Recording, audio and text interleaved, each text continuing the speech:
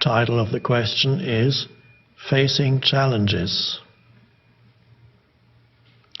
I'm struggling to find a job. I have not had any stable job since I've graduated in 2008. Help me on how one could stay sane at this period of difficulty, and show some guidance and hope.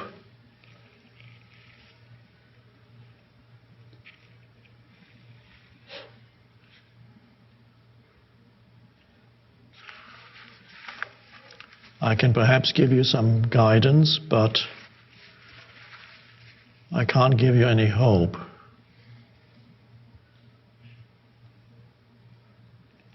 Hope means, of course, you're hoping that it will get better at some point in the future. I'm not saying that it won't get better externally, but it has to get better. It only can get better internally now. That has to be done first. Otherwise, you just are dependent for the rest of your life on what happens outside of you. Of course, we've been conditioned to think in certain ways. I assume, by the way, that you're not starving. Probably not. Doesn't mention it. So you have enough to eat, you probably have shelter. Okay, that's all right.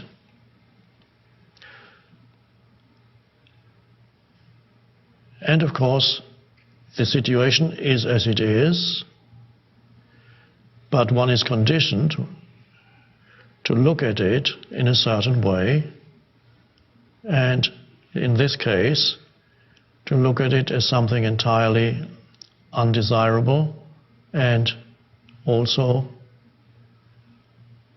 one begins to form a conceptual image of oneself as having failed or as failing.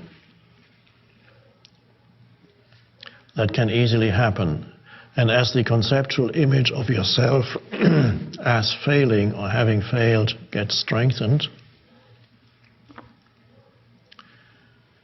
you experience emotions that correspond to those mental images and thoughts.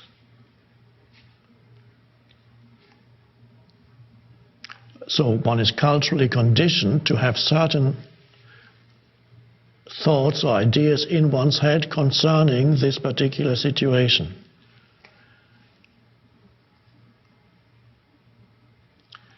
In another way, if you were not trapped in those thought patterns, you could look upon your situation as an opportunity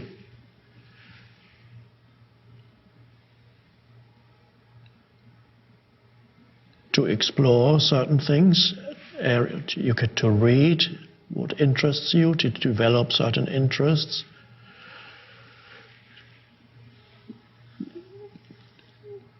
to meditate, to practice presence, perhaps to help people in some part-time, in some charitable place where humans are being helped. And all that could be part of your spiritual practice, and you could be happy that for the time being you do not have a career and you don't need to sell your soul to some corporation. There's a sense of spaciousness in your life. If you don't interpret it, there could be a sense of spaciousness in your life. And perhaps something creative when you no longer resist the present moment by judging it as undesirable. Then perhaps something fruitful could arise out of that moment. Something new, something creative, perhaps an idea. Perhaps you won't even get a job. Perhaps it'll be something else. Perhaps you will, whatever these days, maybe you will create a website about this or that, or you will put something on YouTube and suddenly 500,000 people see it and you're catapulted to fame. The possibilities are endless. But they're only endless if you don't limit yourself by judging and resisting the present moment. That's a form of conditioning. And if you don't, then every moment you're actually free. Okay, you apply for jobs, and then the answer comes, sorry, apply again in a couple of years, or whatever they say. It's fine, and then you're present again, and there's all this aliveness around you every moment. And you're breathing, and you're moving. You can do anything with your time. Wonderful sense of freedom.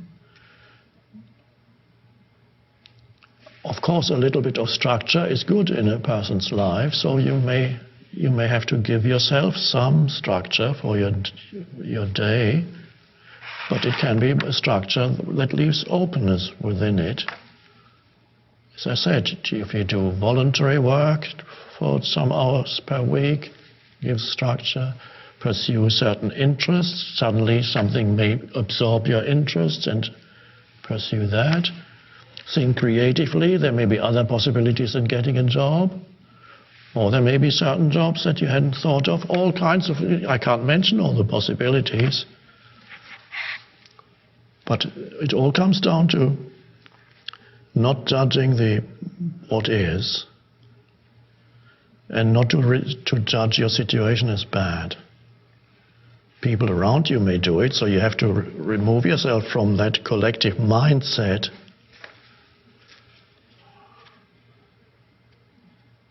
And then you're actually thankful. Thank you for giving me this freedom and prolonging the time period until I've finally become enslaved to some organization.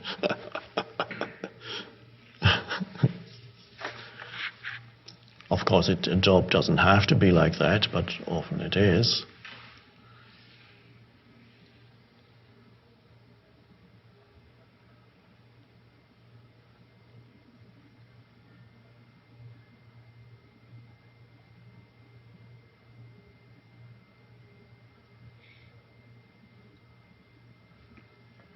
There were some years in my life when, many years when most of my life I didn't have a real job. And there were many years when I just lived on a minimum.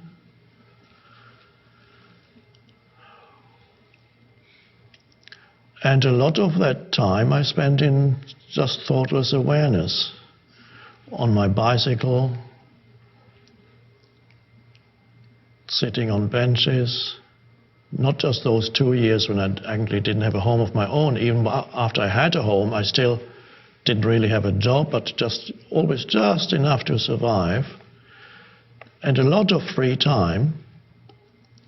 And it would be just walking along in the parks, on my bike, doing simple tasks, sometimes getting temporary jobs. You mentioned that you haven't had a stable job since you graduated, which probably means you have had some temporary jobs.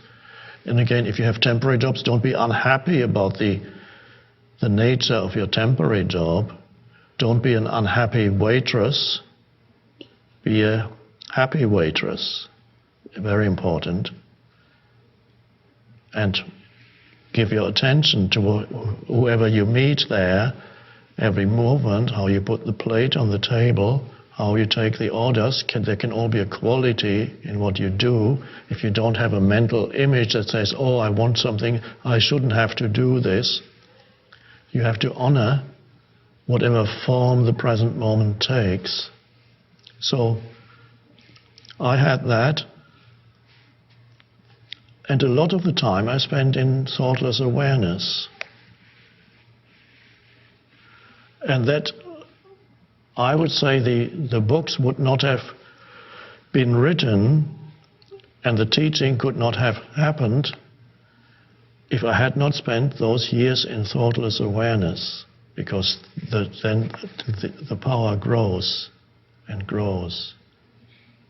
It comes more fully into this world. And then at some point it assumes some form, words, written word, spoken word, whatever it is. But there are periods of time for spiritually awakened humans or spiritually awakening humans. There come periods of time, perhaps, when there is not much outward activity.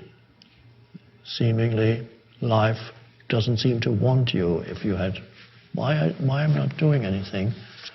But it can be very fruitful, and there can be a growth of awareness.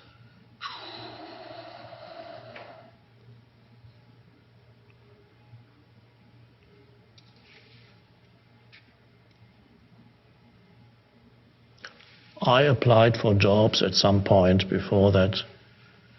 I got rejected several times. I applied for a job teaching at a university. I applied for a job, incredible as it may seem, to work at a merchant bank, as they're called in England. They're like Goldman Sachs kind of bank in the city of London. I got rejected, of course, but I got an interview at least. They wanted to see me. Of course, I'm very happy now that I got rejected for all these jobs, because imagine all one's consciousness being absorbed by that. But at the time it might have looked great. Wow, I got a great job.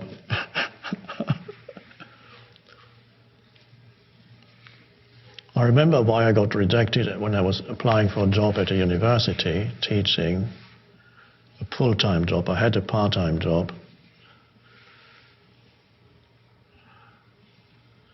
6 professors interviewed me around a table. And the last question, the old professor asked me, he must have seen something that the others didn't. The last question he asked me was, and what do you really want to do with your life?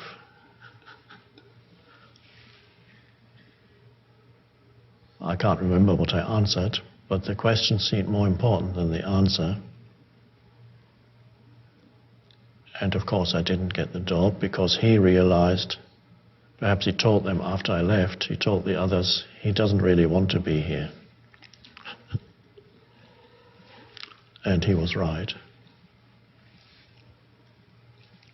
So don't judge things. That the society around you has certain patterns, habitual patterns. It looks at certain things as negative and other things as good.